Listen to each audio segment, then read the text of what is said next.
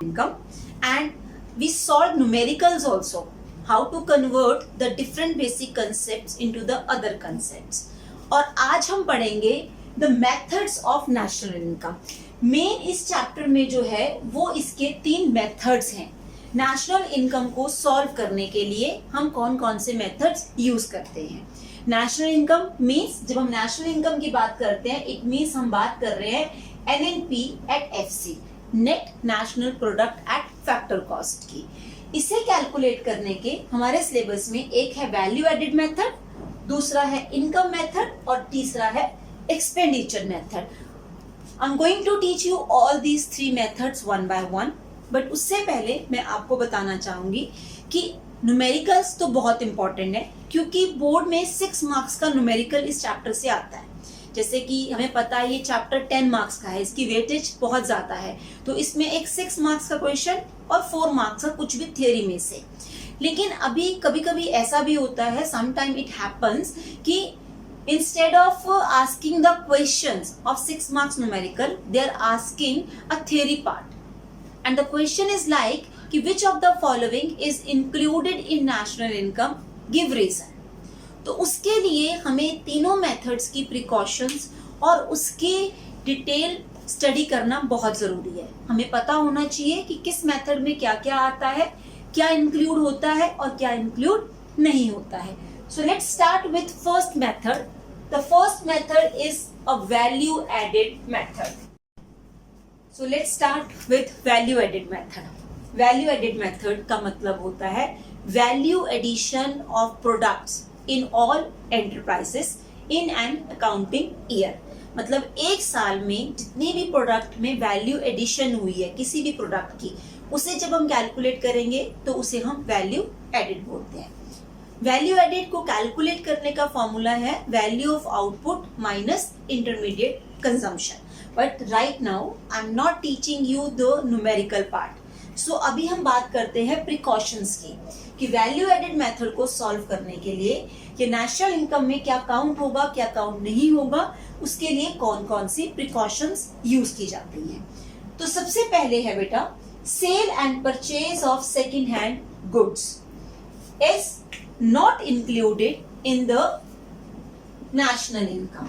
किसी भी प्रोडक्ट की, किसी भी सेकेंड हैंड गुड की सेल एंड परचेज काउंट नहीं होती नेशनल इनकम में. ऐसा क्यों होता है? अगर हम सेकेंड हैंड गुड्स की वैल्यू को काउंट करेंगे तो उसके कारण डबल अकाउंटिंग की प्रॉब्लम होगी. अब ये डबल काउंटिंग क्या है ये मैं आपको बाद में समझाऊंगी. पहले आप इसको समझो कि सेकेंड हैंड गुड्स की sale and purchase will not count in the counting of national income. जब हम national income काउंट करते हैं तो किसी भी चीज की को जब हम सेकेंड टाइम या थर्ड टाइम सेल करते हैं तो वो नेशनल इनकम में काउंट नहीं होता. फॉर एग्जाम्पल, अगर आप एक कार लेते हो, उस कार को यूज करते हो और 4-5 ईयर्स के बाद उसे किसी भी अपने फ्रेंड को सेल कर देते हो, तो जब आपने वो कार ली थी, let the value of the car is 10 lakh, तो वो नेशनल इनकम में काउंट होगी.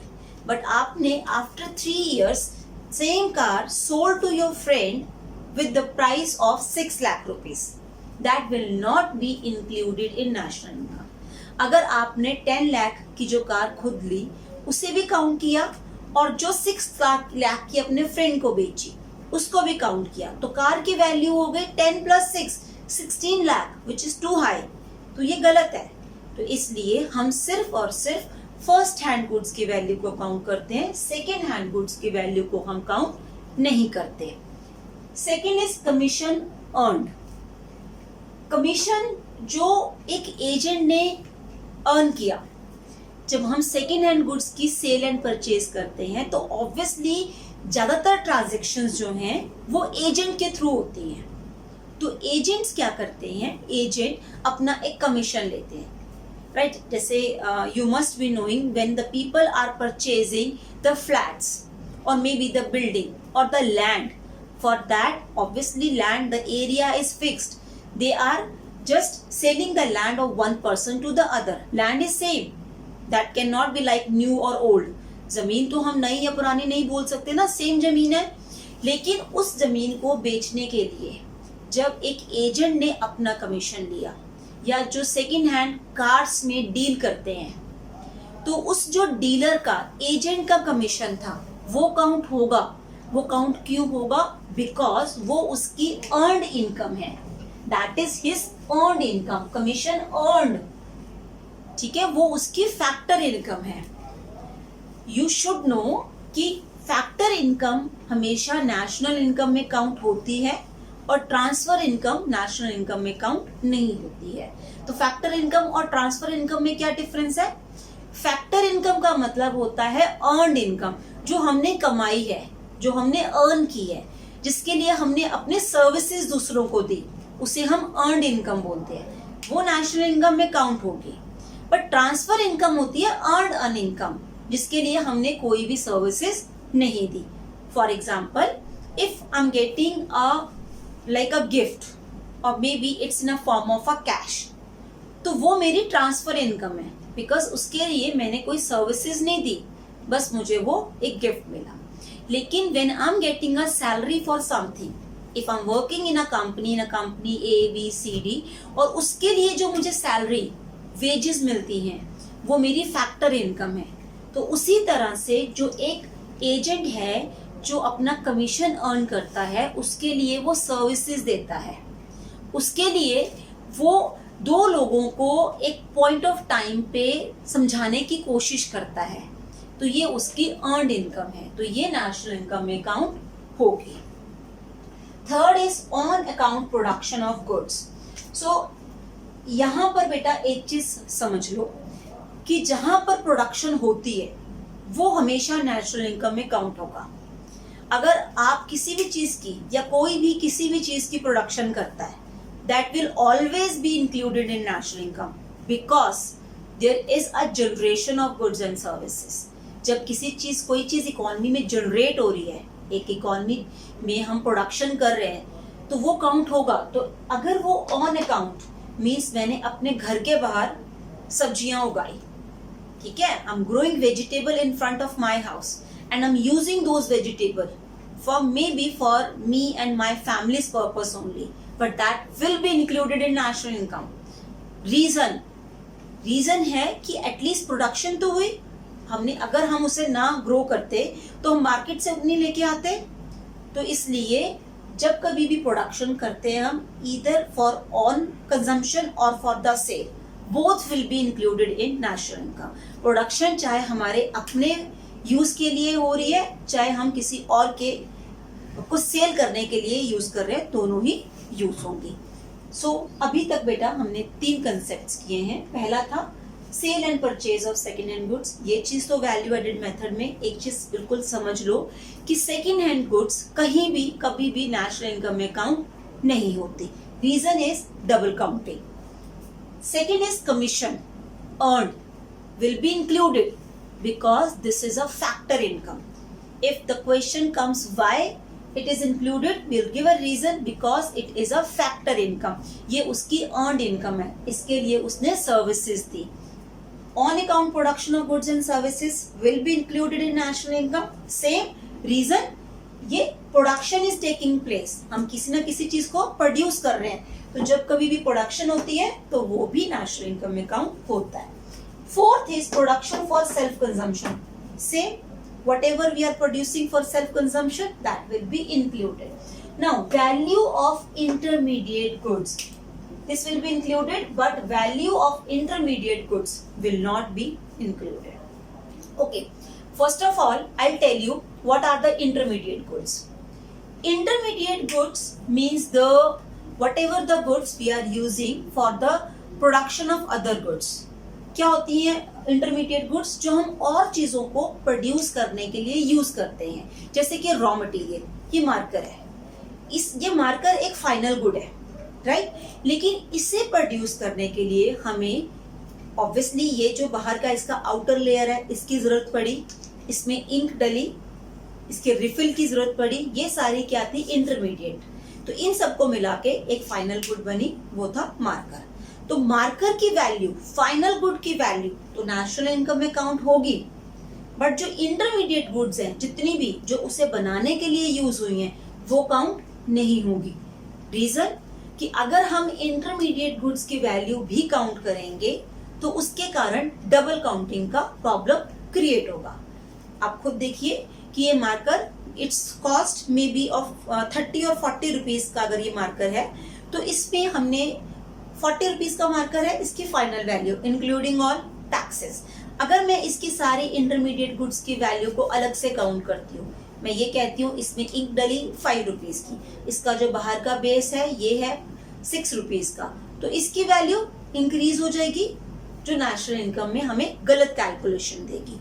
तो just remember the value of intermediate goods is not included in national income. Okay, now our next is imputed rent. You should know what is imputed rent. एक तो the value of imputed rent is always included. ये हमेशा include होती है national income में, लेकिन imputed rent होता क्या है?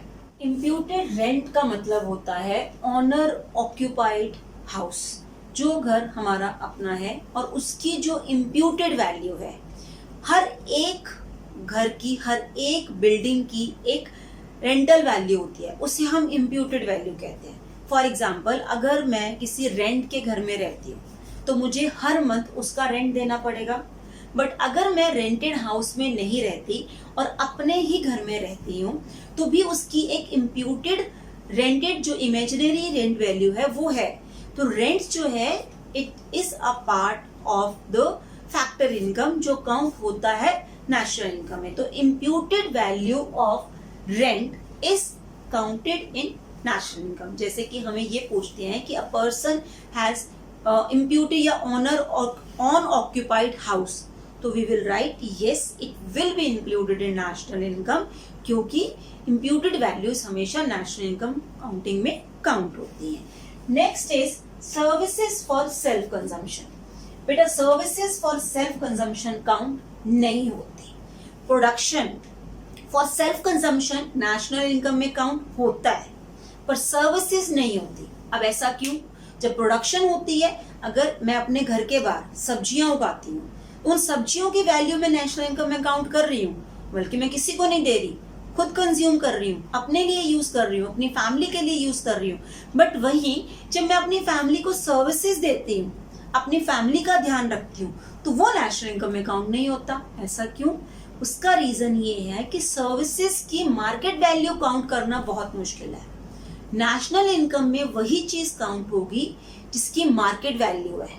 जिस चीज की मार्केट वैल्यू काउंट नहीं हो सकती वो नेशनल इनकम में काउंट नहीं होगा। फॉर एग्जाम्पल कि एक आपकी मदर है, वो आपके लिए बहुत कुछ करती है। If you are not well, she is taking care of you, right? She is teaching you, she is helping you in your homework, she is cooking for you, she is doing all the household things for you। वो आपकी, तो आप अगर एक value imputed value count करोगे तो कैसे count कर सकते हो कि उनके सर्विसेज के लिए कितना पे करोगे आप? वो तो घर में मल्टीटास्क कर रही है ना, वो एक सिंपल हाउसवाइफ या फिर एक may be a professional is there. एक डॉक्टर की बात करते हैं कि एक डॉक्टर है, वो बाहर जॉब करता है, वो अर्न करता है, लेकिन घर पर आके वो अपने बच्चों के लिए कुकिंग भी करता है, घर आके वो अपने बच्चों का ध्यान रख रहा है, उनको मेडिसिन दे रहा है, उनकी स्टडीज में हेल्प कर रहा है। तो हमारे लिए बहुत मुश्किल है उसकी सर्विसेज की वैल्यू काउंट करना। तो reason is same that services are not included in national income because it is difficult to calculate the value of the services. But production जो है, चाहे वो self consumption के लिए है या सेल के लिए है, दोनों काउंट होगा। ठीक है, अब एक चीज और याद रखनी है आपको। अभी मैं आपको डबल काउंटिंग एक बार सिखाती हूँ, डबल काउंटिंग क्या होती है। बट उससे पहले एक चीज याद रखो कि अगर आपसे ये पूछते हैं कि क्या काउंट होगा क्या नहीं होगा, तो दो सिंपल चीजें हैं। एक पहली बात तो ये है कि अगर कोई किसी भी चीज की प्रोडक्शन हो रही है तो वो काउंट होगी, और दूसरा अगर इनकम जनरेट होती है विद द फैक्टर इनकम तो वो भी काउंट होगी, right? So let's start with the double counting. So double counting is the counting of an output more than once while passing through the stages of production. What it means, इसका मतलब है कि जब एक ही product को हम produce करते हैं तो उसकी अलग अलग स्टेजेस में जाते हुए हम हर एक स्टेज की वैल्यू को जब काउंट करते हैं उसे डबल काउंटिंग कहते हैं। या फिर और सिंपल टर्म्स में अगर हम बोलें तो डबल काउंटिंग प्रॉब्लम वो है जब हम इंटरमीडिएट गुड्स और फाइनल गुड्स दोनों की वैल्यू को काउंट करते हैं। जैसे कि मैंने आपको एग्जांपल दिया था कि मार्कर में सिर्फ मार्कर की फाइनल वैल्यू काउंट होगी जो उसका मार्केट प्राइस है। अगर मैं इसके आउटर लेयर की वैल्यू, इसके इंक की वैल्यू, रिफिल की वैल्यू, ये सब भी काउंट करूंगी तो वो डबल काउंटिंग की प्रॉब्लम हो जाएगी। डबल काउंटिंग का एक एग्जाम्पल जो नॉर्मली बहुत फ्रिक्वेंटली आपके बुक्स में है वो फार्मर वाला एग्जाम्पल है। अब उस एग्जाम्पल में क्या कहते हैं, जैसे कि एक फार्मर है, वो फार्मर वीट ग्रो करता है, that farmer is growing wheat.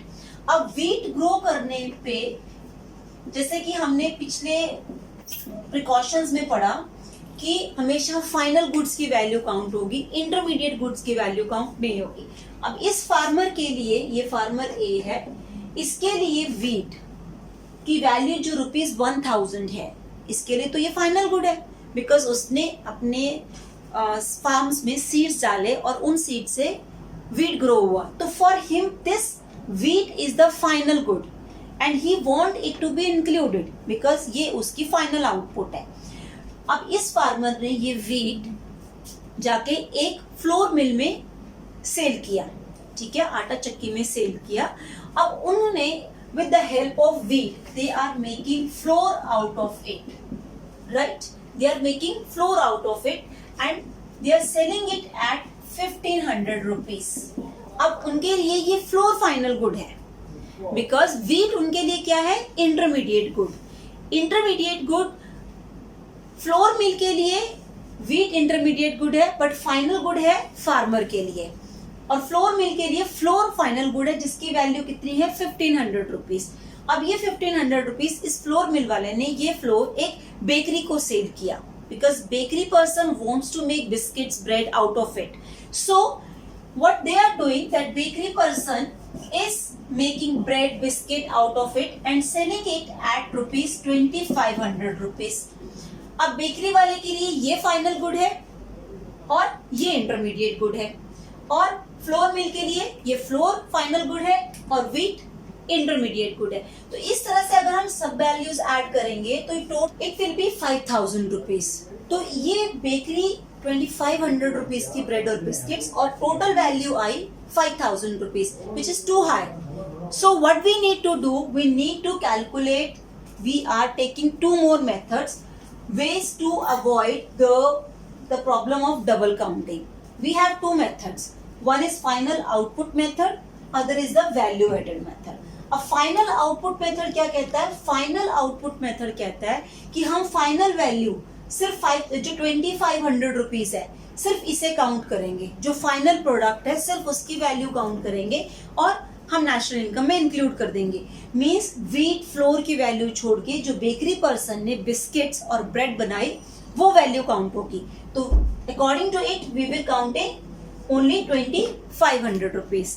But the second method is value added method. The value added method says instead of counting the final value what we should do, we should calculate the value addition. Means हमेशा final good में से intermediate goods की value को minus कर दो। जैसे इस example में यहाँ पर वैल्यू एडिशन कितना था, 1500 माइनस 1000, तो हम 1000 में ऐड करेंगे इस 1000 जो प्राइस था वीट का, इसमें ऐड करेंगे 500 रुपीज बिकॉज वैल्यू एडिशन सिर्फ 500 हुआ। फिर उसके बाद जब इस फ्लोर से बिस्किट्स और ब्रेड बनी तो वैल्यू एडिशन कितना हुआ, 2500 माइनस 1500, 1000। तो यहाँ हम ऐड करेंगे 1000, तो ये आ गया 1000, 2000, 2500। आंसर सेम ही आया दोनों से, आंसर वो सेम। सो ये दो मेथड है। तो हमारे पास डबल काउंटिंग की प्रॉब्लम को, ये क्वेश्चन बहुत फ्रिक्वेंटली आता है बोर्ड एग्जाम में, that what is the problem of double counting and how this problem can be solved.